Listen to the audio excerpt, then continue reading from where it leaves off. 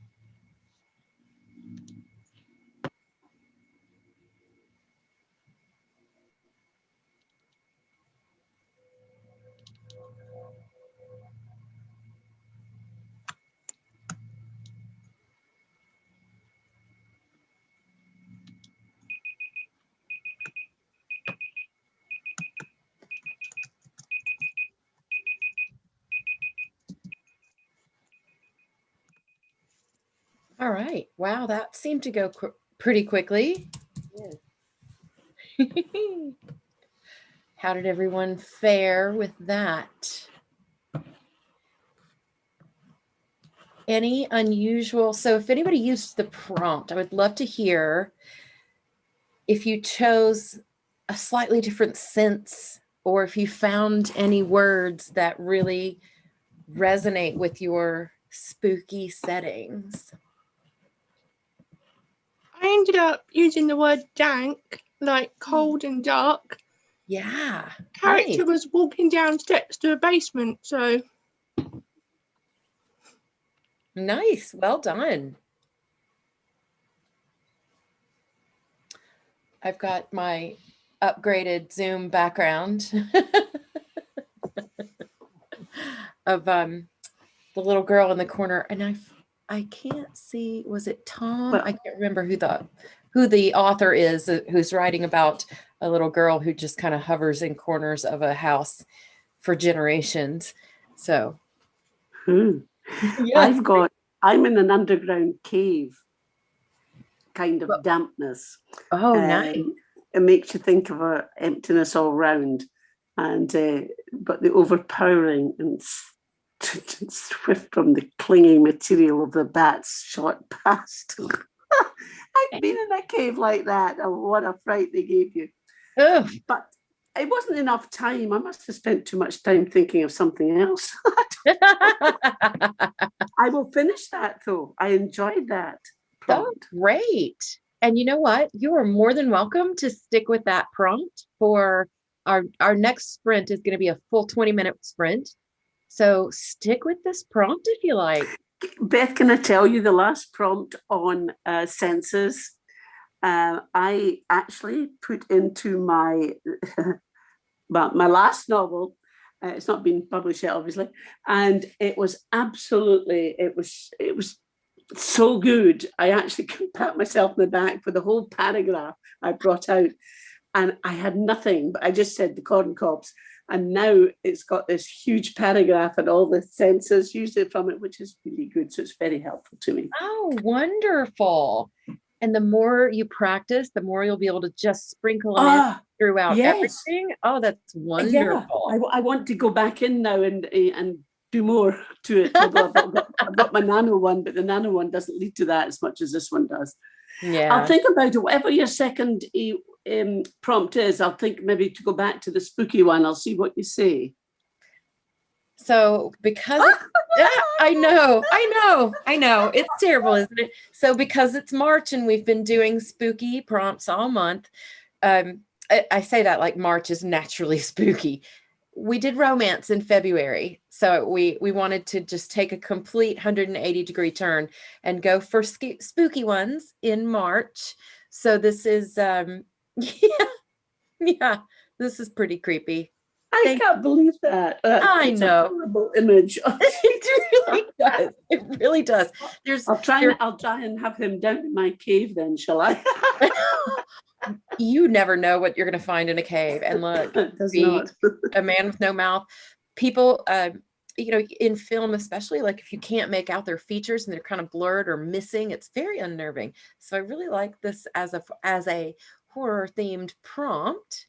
But feel free to stick with the first one and even if you're not writing horror, feel free to stick with the first one. I can't think of a way to make this one not horrific, but your senses and expanding on the senses that are available to you for descriptions of character actions, of settings, of whatever. Just such a great tool to always practice. So feel free to stick with the first one or take this one for our second sprint, full on 20 minutes. And we're going to start that right now.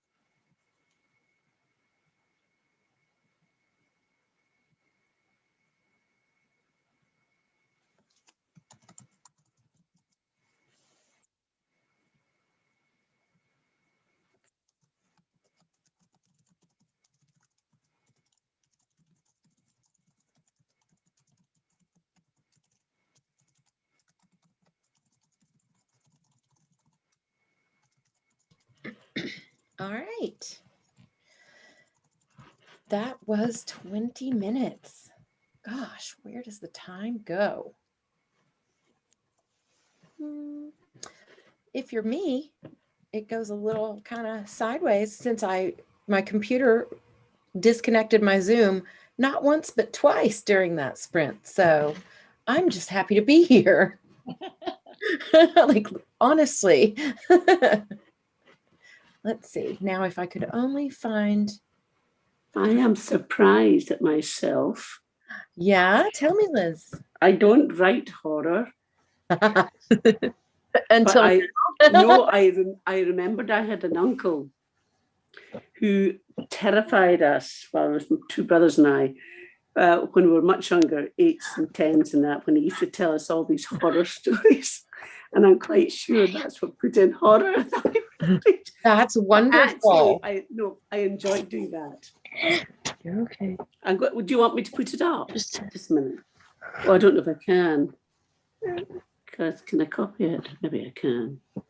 You can probably post it in the chat. Well, I'm writing it while I'm on my iPad. Just a minute. Oh, yes, I can. Yeah. No, I can. It's dicey to try to copy from the iPad and put it somewhere. Yeah, it is. Yeah. It's no problem. Yeah, just a minute. Okay. You know, it'd be fun to. I'll put it in. I think I can do it. Oh, yes, it's gone in. You can also. It's not quite finished. Post it in. I put it on chat. Oh, I haven't seen it come through yet. I wonder. Well, I've got it sent to everyone, it says. Gosh, my Zoom is having a rough day. It's having a bad hair day. That is for sure. Can anyone read it? Can you guys see it? No, I can't see anything. Oh, well, that's annoying. It's actually gone into it. It says chat. Oh, and it's gone. Oh no! I'll try another paste and. Oh, is that it now? There we go. Oh, there it is. Yes. Right. That'll be because I didn't press the arrow. It's too late at night for me. Excuse me. Oh, what? Look at this. Oh my goodness. Gareth would be so proud, Liz.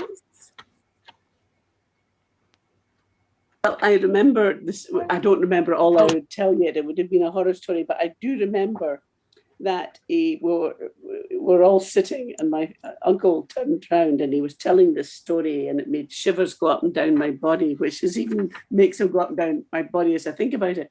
Right. And then he turned round and it was riding in a cart and there was this guy who was speaking. Anyway, the last bit was he turned round and he said something, I haven't seen your face or something. He turned around and he said, like mine, and there was no face there. Oh no. So when he said a man with no mouth, that's something. My uncle was a great man for telling tales. I love it. I love it. That's terrific. Let's do, so we have one more prompt and one more sprint available. And for those whose characters were going into a basement earlier, Victoria, maybe they find an old door.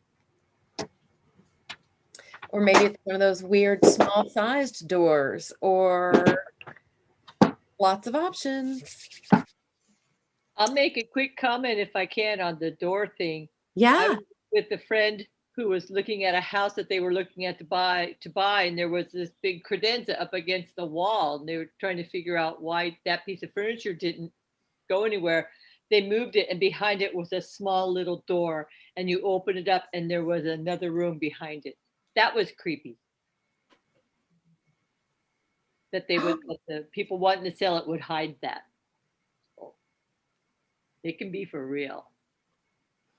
I'm quite sure in America there's lots of unseen doors in the downstairs basements. I'm sure. We don't do basements like that in Britain. There was actually a story in the news recently about a woman in New York City who removed the mirror from her bathroom, like above the sink. she felt air drafts coming through, so she pulled it down to repair or patch holes and went through, and there's like a whole additional apartment back. Like, That is crazy. can you believe it? So Oh, creepy. no, that is True strange. story. Mm. What's even more strange is that, bless her heart, she thought it'd be a great idea to like strap a light on her head and go in there. What? Brave woman. And what happened? I'm like, that's where that burn the apartment down. Nothing happened as far as we know. It was, an unfinished apartment, and so there was like construction debris in there, and like chips and chip wrappers and stuff. So immediately when they said chip wrappers, like, somebody lives there. Yes, this is awesome and creepy. But it was probably just left over from the construction crew. I purposely haven't looked for any follow-up stories because I prefer what's happening here. But what is interesting with that though is when how long had she had the house for? I don't know. I don't know, but she kept feeling these like drafts, and it was very cold all the time. And so of course that means evil's nearby. We all know. Oh yes. So so she finally, I guess she hadn't had the place that long, or she would have noticed it long back, that it was cold air coming from like behind the bathroom mirror. And or she just got fed up with it and finally went to search down the root cause. But yeah, I assume yes, you could make that several different kinds of stories actually. Oh, so many stories. Yeah. Fantasy, maybe there are little elves living there. Maybe when she walked through, it was like a fully built out and ornate castle for elves. So the little people. The little people. So we have this as our final prompt. And if I set our timer for 20 minutes, we will go over. Does anybody have a hard stop and need me to adjust the timer? No, I'm fine. Okay, I'm going to go ahead and set it for 20 minutes then, and I will see you guys soon.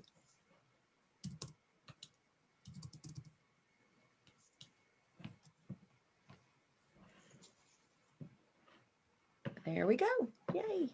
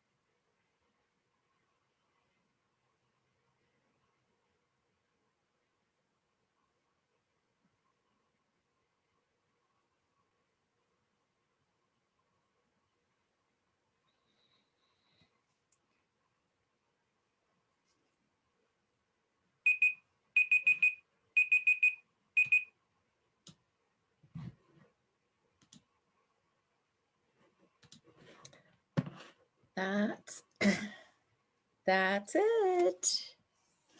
Pencils down, if you will. Red pens down. I think Emma is editing. So red pen down. Yeah, well, it's funny you saying that, because latterly in the teaching days, it came out with this typically strange movement from above saying, you mustn't mark anything wrong with a red pen. You must use green or blue, you see. Blue. And I said, oh, for heaven's sake, what nonsense is that? Well, I didn't quite speak like that, but that's what I said. Then one little kid, so that's what we started to do. And then this little boy said, Miss, you've not marked mine. And I said, what do you mean? He was colourblind and he couldn't see my green tips. So I just laughed. I said, right, what colour would you like? Well, he couldn't see green or red, so that was hilarious. So he'd never seen anything before either, so that was quite funny. Anyway, sorry. I have heard that. I've heard that before, and even back when Microsoft Word first started letting you do like inline comments and stuff, it was a big movement to get the default not to be red, because it looks like you're just being so aggressive, right? I know. So I think now the default is blue, but I have mine set to blue anyway. But my red pen is actually a hot pink pen. So it is. You're gonna have fun. I'm like, I'm gonna slice that adverb, but you're gonna like it because it's fun. The only thing is, blue and black can be very similar when you're typing online. Mm-hmm. And I know, what was it? I was looking at it. Somebody had corrected something, properly done it. An agent had corrected, and they put up the piece, and it was all red. Again.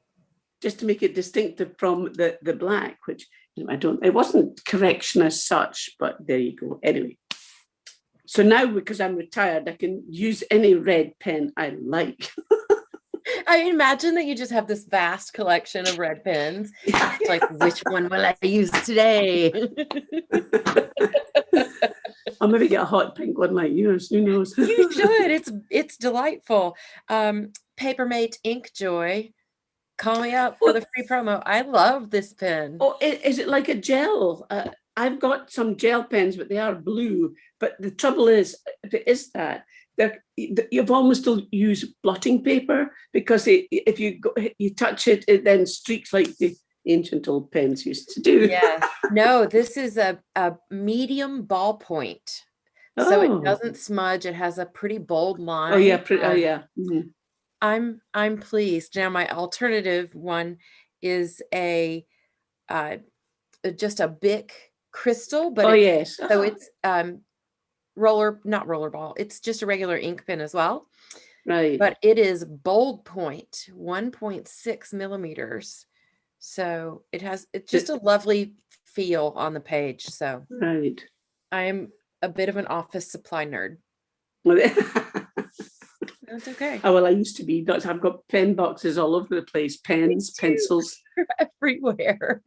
Pens, pencils, tape, flags, such. file folders, you name it. I hoard it. Let's just call it what it is. It might have a hoarding problem with my office supplies, but that's okay.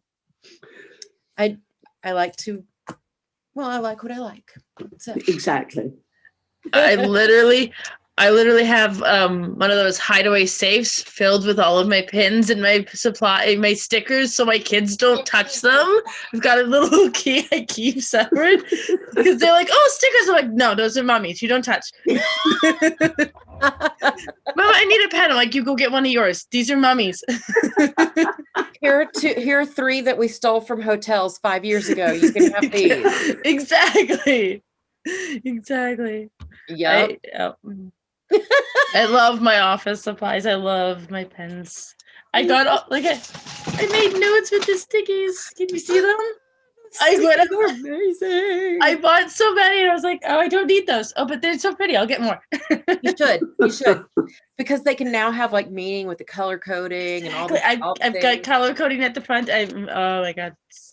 It's so pretty now. It looks so bright. My heart. I'm so happy. Awesome. Well, I had a great time tonight, everyone. Thank you, I don't know Beth. who all was on at the beginning when Slissa and I chatted about the April schedule. We're actually going to take a little pause in April and go on a little hiatus. We just aren't getting like a lot of. We have you guys, the core team that are always here, but so if anybody wants to do informal ones, I encourage you guys to connect on that. But we're gonna kind of pause for April and maybe start something back up next month, or that would be May. Yeah. So actually, that's quite good, though, Beth. With yourself, I'm also a member of PWA. And, with the two things, you've absolutely been brilliant since last. I don't know how you keep up the pressure. It's absolutely incredible what you all do. Thank you so much. Thank you. I think, we have a blast. So we're going to be also changing around a little bit of the schedule for Daniel's shows.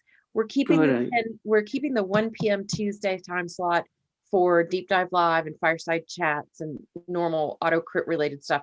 But the more game show type things that we do, Daniel's working up a new schedule now to see if we can switch things up, and he's got a couple of new shows that he wants to try. So I am. Yeah, I don't get on to the ones, I can't remember. They don't come through. And of course, we've got. I think our clocks go forward next week. So this moment we're only 4 hours, I think, in front, but it'll be 5 next week. But he's got some that come through about 2 o'clock. No, I'm not going to. I put my name down for them. I think, don't be stupid. I'm going to do it. No, I'm not. But then there's other countries, will enjoy a change as well because they'll be at different times. Yeah.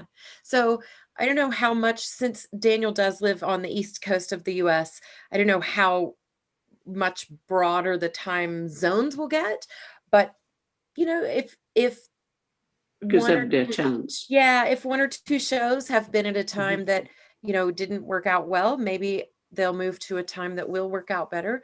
And we have a couple other things, a couple other shows that he wants to try, and honestly some that just weren't getting a lot of traction. So we're gonna kind of put those on the side for now and maybe come back to them later. We're all about figuring out what our audience loves and how we can provide that and have fun doing it. And so off we go. Well, that'll be nice. So is this the last one then? Excuse me, I've got a hoarse throat. Is this the last one? Is there one more week to go of this? No, this will be the last one for March. Right. We're doing on Thursdays, and next Thursday is, I think, April 1st, right? Is it that early? Is that yes, right? You're right. Yeah. So it is. Oh gosh.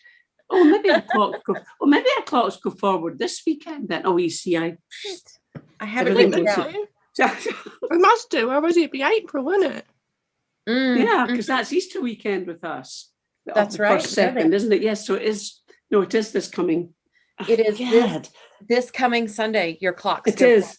Yeah. So everything I've had to add an hour on to, it says EDT, and I'm going to say, so now I have to, another hour. It'll be 5 hours. Well, we used to always say, being in the UK, that the only thing America was behind us in was time. Ooh. We can't say that these days. Right? Not right now. Not right now. It was always, when we were younger, America, I love America. My daughter living in Minnesota, so I'm over a lot, but I tour America a lot. Well, obviously not this past year, but there's so many things to see. No, we can't move like you can in America. We've been absolutely locked down. And I see some news, and I've had a sick cat, and I've had to go to the vet, and I haven't read it yet. It's something about they're fining you £5,000 if you go out of your county, and our counties are small. Wow. So that's and so it's another month to go, and then so the writing's been good. Oh, yes, right, absolutely. It's been a savior for a lot of folks over the pandemic situation. Yes, it has. Well, jump back into the AutoCrit members only community, the one on Mighty Networks, so community.autocrit.com, and stir up some things in there. I would love for you guys to post some of the things you've been working on these write-ins. Gareth would be so proud of this skin peeling off and the death. Listen, I hope I sleep tonight. That's all I say. Welcome to my world. No, I don't. I have to say, I haven't gone on the horror ones because I've never watched a horror movie. It just sends does something to me, so I just can't watch them. Yeah. That's me. I feel you on that. I watch them sometimes against my better judgment. Well, the only one I've seen, if it's called a horror one, is I can't even remember the name of it. And I didn't know it was a horror one until about a good half hour in. And then something happened. It was the music that set me off. And I thought, oh my God, it's a horror. What have I done? What have I turned on? Music makes such a difference, actually. Really does. And sound, descriptions of sounds in your writing can do the same thing. Love it. Thank you, everybody. I appreciate you so much. And I will see you around the AutoCrit. Bye. Oh, who's that talking? Is that somebody got That's my son. Oh, lovely. Oh, no, He's gonna be so sad. oh. Almost done. Yes, I'm almost done. I'm almost done. Okay, and on that note, we have our marching orders. Emma has to go. Okay, thank you so much again, Beth. Bye, everybody. I'll see you soon. Yes, indeed. Bye. Bye. Bye.